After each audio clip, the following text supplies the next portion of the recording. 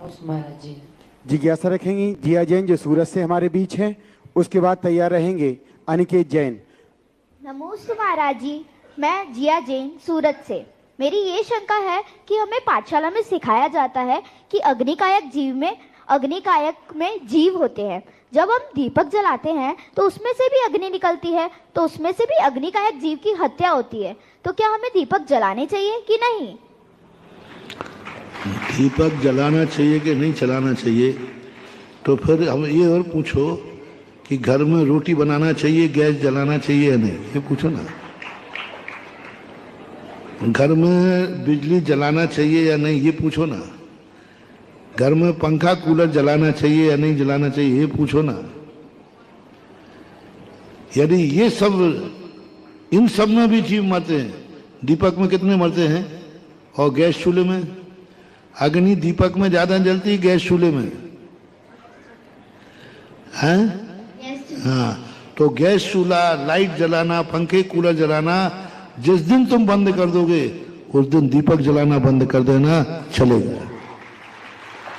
और जब तक गैस जल रहा है, जब तक घर में लाइट जल रही है, तब तक पूजा का दीपक जलाते रहना।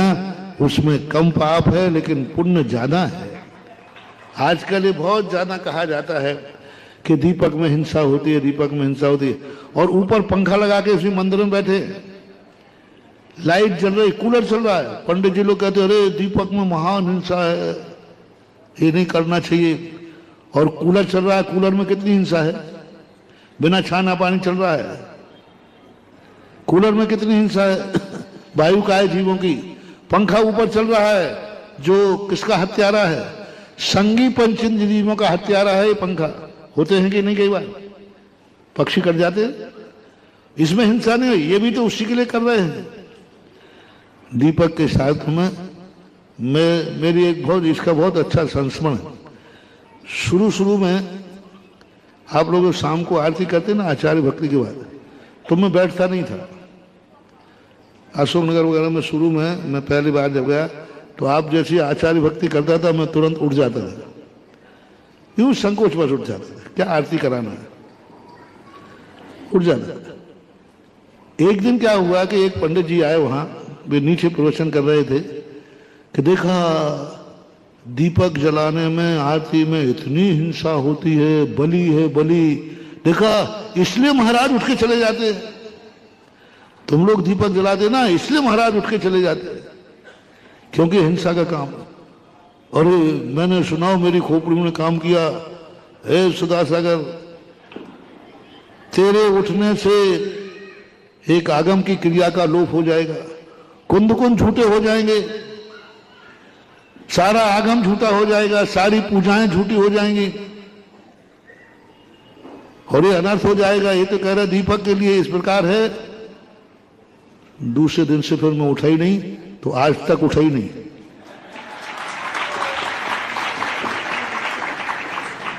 क्योंकि लोगों ने दो कारण थे इसके। पहला ये कारण बना कि इसमें इस प्रकार की स्थिति बनने के लिए मैंने कही नहीं, फिर मैंने प्रवचन दिया, मैंने कि मैं इसलिए नहीं उठता था, मैं तो यूं सकोच के उठता था कि ठीक है क्या करना है आपका काम है। लेकिन यदि ये बात है तो धर्मनाश से क्रियाधुन से सुसिद्धांतार्थ विप्लवे अपृष्ट भी वक्तव्यम, धर्म ऐसा कुछ आया है तत्व स्वरूप प्रकाश ने। फिर बिना बोले भी बोलना चाहिए, जहां क्रिया का नाश हो, उठते हुए भी बैठना चाहिए यदि क्रिया का नाश हो। दूसरी बात कही कि दिगंबर मुनियों को मंदिरों में, स्थानों पर पूजा नहीं होना चाहिए, इनकी आरती दीप कुछ नहीं होना चाहिए, चौके में होना चाहिए।